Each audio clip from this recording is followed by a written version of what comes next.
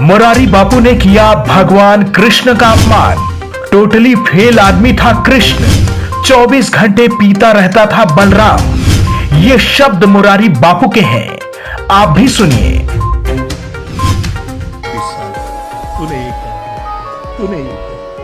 तुमने ये क्या किया? इनमें कई आप्तजन थे।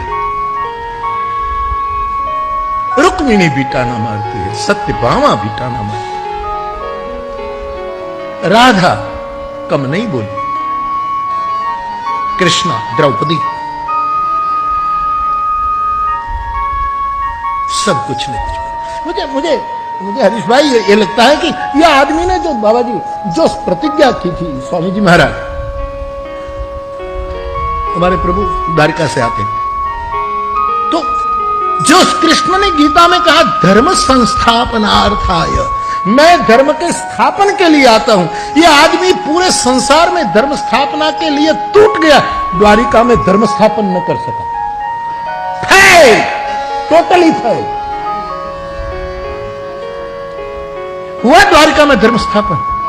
उसकी जनता, उसके बेटे, बेटे के बेटे धूम शराब पीते थे, द्वारिका के राजमार्ग पर शराब पीते थे। कुछ बातों तो मैं आपको न बताऊं वो ही अच्छा है, लेकिन जो है छेड़छाड़ होती थी, न दिन कोई देखता था न रात, और उनके परिवार के लोग।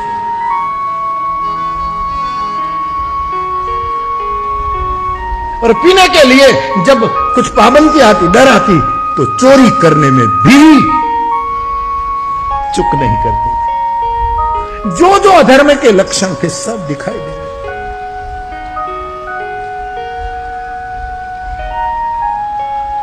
ये तो तब जाना गया, शताब्दी के दूसरे दिन रात को नारद ने विदाई नहीं ली है, उद्धव ने विदाई नहीं ली है, दोनों कृष्ण की आज्ञा लेकर द्वारिका की रात्रिचर्या देखने के लिए निकलते हैं कि द्वारिका में क्या हो रहा है। कृष्ण के चेहरे से दोनों रो पड़ते थे कि आदमी बहुत दुखी।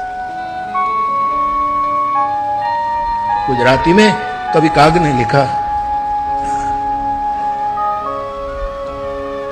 तमे सुखड़ा लिधा के संतापो जन्मी ने जदू कुलमा, हे गोविंद तूने अवतार लेकर सुख पाया कि दुख पाया, और तेरे परिवार में तेरी कोई कही बात जिसका शब्द सुनकर ब्रह्मांड हिल जाता।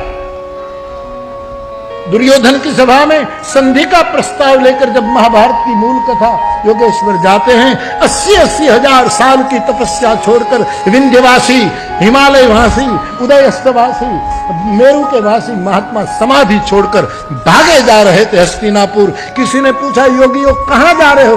बोले, आज भगवान कृष्ण बोलने वाले हैं, ये वचन यदि सुनने में रह गए तो हमारा तप बेकार जाए। ये बाणी सुनने, उसका एक बोल कोई नहीं मानते, कोई स्वीकार नहीं करता। और मुझे कहने दो, उसका बड़ा भाई दाऊ 24 घंटों पीता था, बलराम। जैसे ही इसका लाइव टेलीकास्ट एक चैनल पर हुआ, हंगामा मच गया। लोगों ने तरह तरह के विरोध करने शुरू कर दिए। गुजरात के द्वारिका में मुरारी बापू पर बीजेपी के पूर्व विधायक पबुभा माणेक ने हमला करने की कोशिश तक कर डाली। उससे पहले ही मुरारी बापू के साथ बैठी बीजेपी सांसद पूनम माडम और अन्य लोगों ने उन्हें रोक लिया। इस दौरान माणेक लगातार मुरारी बापू को गालियां देते रहे।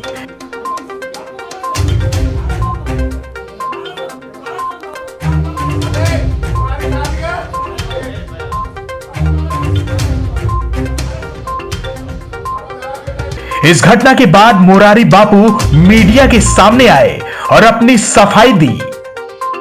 उन्होंने खुद को कृष्ण का भक्त बताया और माफी भी मांगी। लेकिन हां, कई ग्रंथों से, कई विचारकों से जो सुना, एक हाँ प्रस्तुति मेरी थी, कोई विधान, कोई बातें आपको अच्छी न लगी हो किसी कारणवश, तो इसका जिम्मेवार मैं हूं और इस जिम्मेवारी कबूल करते हुए मेरा कोई इरादा नहीं बाप, आपको अच्छा नहीं लगा गए वाक्य, लेकिन मुझे बोलने दो।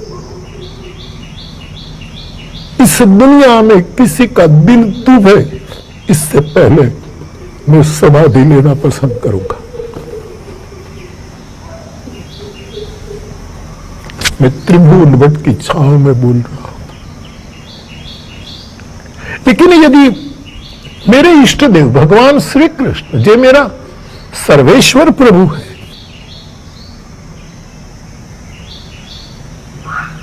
उसके बारे में, उसके कष्ट, आपने कभी मेरी कथाएं सुनी है? प्लीज मैं प्रार्थना करता हूं सुनिए। मेरे सभी श्रोता जानते हैं कि कृष्ण कथा, कृष्ण चरित्र, कृष्ण स्मरण करने में मेरी आंख में जितने आंसू आए हैं इतने और आंसू नहीं आए।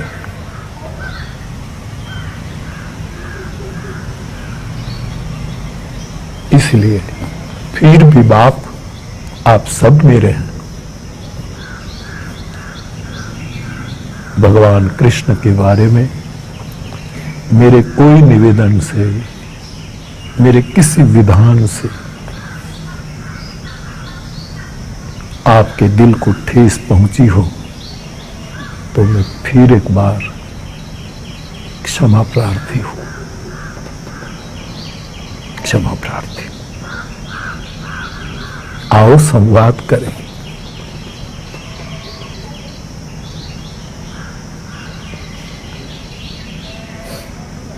मुझे लगता है कि ये कुछ जो बातें हैं वही कारण है कुछ बातों का, तो ये पूरा हो जाना चाहिए।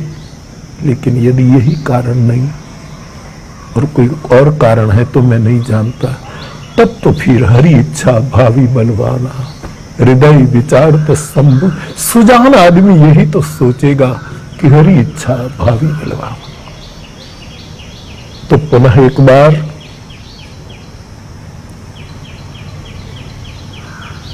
पूज्य चरणों से लेकर जन जन तक, देश और दुनिया के मेरे सभी कुटुंब, ये विश्व एक नीड़ है, इन सभी को मेरे निवेदनों से भी, तो इसीलिए मैं कह रहा हूं, मुझे कुछ मेरी आंख में जो आंसू है, याद रखना ये मेरी आंख के आंसू, मेरी आत्मा के आंसू है। आंख तो कभी भी रो लेती है, कायरता से भी रो लेती है, दुखों से भी रो लेती है, कैसे भी रो लेती है। आंख में एक रज गिर जाए तो भी आंख से आंसू गिर जाते हैं। नहीं, में आंख को किसी केमिकल से भी रुलाई जा सकती है। मेरे भाई बहन, तेरी आंख के आंसू एक केवल चक्षु नामक इंद्रिय के आंसू नहीं है, आत्मा के आंसू है। आप कहेंगे आत्मा को आंसू, आत्मा और परमात्मा को कोई पीड़ा नहीं होती, कोई सुख दुख नहीं होता। हम तो जीवात्मा है और मेरी पीड़ा कारण नहीं, आप सबको किसी कारणवश कष्ट हो रहा है तो मैं फिर एक बार क्षमा प्रार्थी हूं। मोरारी बापू जिस वक्त बोल रहे थे काफी इमोशनल हो गए थे। खैर, अब मामला कितना टून पकड़ता है ये तो आने वाला वक्त ही बताएगा। फिलहाल के लिए आप अर्थ इंडिया न्यूज को सब्सक्राइब करें ताकि आप तक ऐसी रोचक वीडियो पहुंचती रहे। नमस्कार।